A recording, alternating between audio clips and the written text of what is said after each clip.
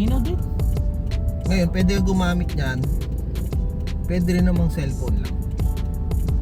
Ikaw bahala ko sa komportable. Mas magandang Pero ito. pag marami kang, halimbawa, may mataas, video na. Okay na yun. Subok, ano yun mo na stable yung ano. Cam. Yung ano ba, yung kamay mo mismo. Stable lang yan. Stable yan.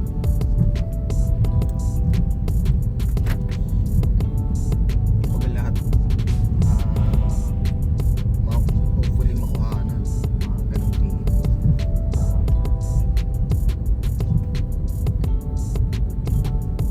Di mo na pinunasan yung gulong mo. Pinunasan. Ay, dapat di mo na pinunasan. Ano? Yung Yes. spray? Oo. Pinunasan Lagyan mo ko. pagkatapos. Lagyan ko. Sabi mo lagyan. Hindi, pero pinunasan mo pagkatapos. Hindi. Yung basa? Basahan. Oo, pinunasan ko. Dapat hindi. Ah. Hindi pinupunasan yun pagkatapos. Pero okay lang punasan, pero Hindi yung pagpahid ng ano? Ganon? hindi yung hindi pagkatapos mo i-spray yan. Hindi. Hindi na. Ay hindi na. Hindi na. Spray lang talaga. Oo. Yun lang naman dapat. Kasi hindi ko siya inaano. Hindi ko rin yung pinupunasan pagkatapos.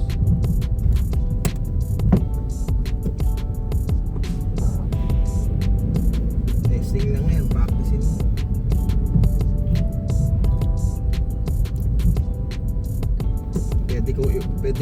Pwede kong i-post yan, pwedeng hindi. Depende kung ano yung quality. Ano magiging quality niya. Ito pa sa way.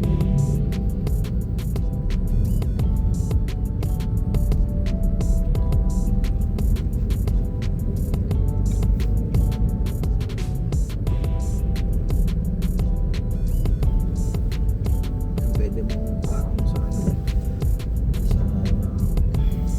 armrest.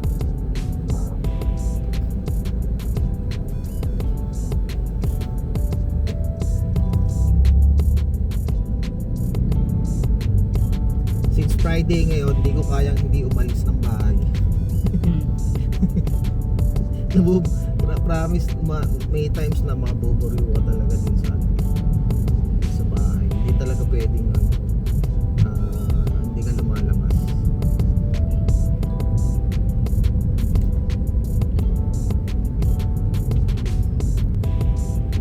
Tsaka kahit ganito na may mga ano tayo, may mga work from home na yung mga tao, hindi pwedeng di ka lalabas mo.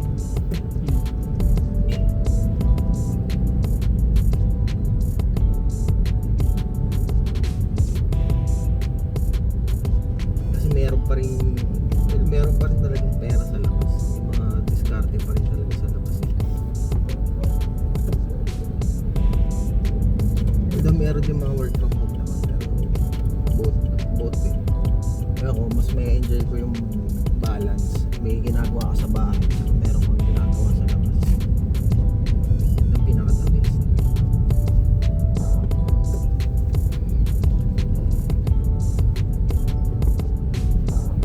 Kung halimbawa ma-post ko to, ito ang pinakabagong pinakabagong video na pinost mo. Kasi bro, 2 taon na akong wala akong pinupost, tsaka tatlong taon wala akong pinost. Nagganto na pala dati. Oo naman, meron kasama ko si Bia B. Pero ano yun, panahon ng pandemic talaga yun. Kung sa parte na po na to na napansin nyo na mahina yung sounds, actually sinadya ko po talagang hinaano to kasi sa dami ng napag-usapan namin, lumalim siya ng lumalim.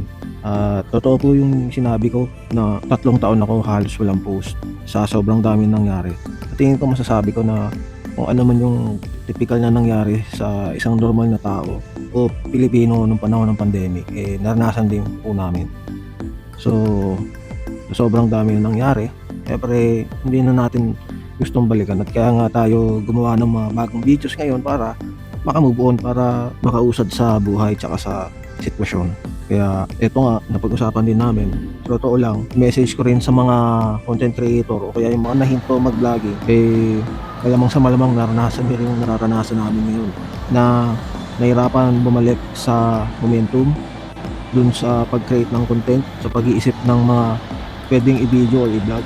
Yan yung isang bagay na iniisip ko palagi kung bakit ko gagawin ulit ang mag-vlog. So totoo lang, natanong nga rin ako ng partner ko, ni Gia, na bakit daw ako mag-vlog pa, di ba?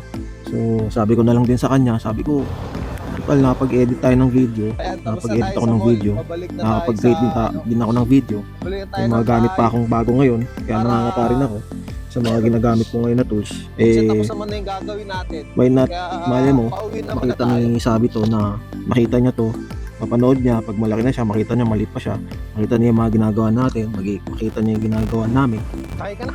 at makita niya yung sarili niya sa mga video na maliit pa siya, diba? So at least isang paraan na to para makita niya na ito yung buhay dati, ito yung isa sa parte ng buhay ng mga magulang niya na nangyari to, mga ganitong bagay. Kasi hindi na nila mararanasan to ng mga bagong henerasyon, hindi na nila mararanasan to, hindi naman din natin alam kung ano pa yung pwedeng maulit na sitwasyon sa atin. So sigurado may mas bago mga mangyayari pa. Kaya ito, sa pag-post ng video na to, kasabay nito yung pag-iwan na sa mga dating mga nangyari. Moving on na, ito na yung panahon 2025, mas maganda, mas bago, at masaharap tayo sa mga bagong challenges ngayon sa buhay. So tulad nga nung sabi natin, sa lahat ng mga ending, di ba, laging merong bagong parating. Basta wag lang natin kalimutan lagi, at lagi nating tandaan na kailangan maging matatag tayo. Heads up, laging sumalubong sa kung anong pwedeng paparating pa.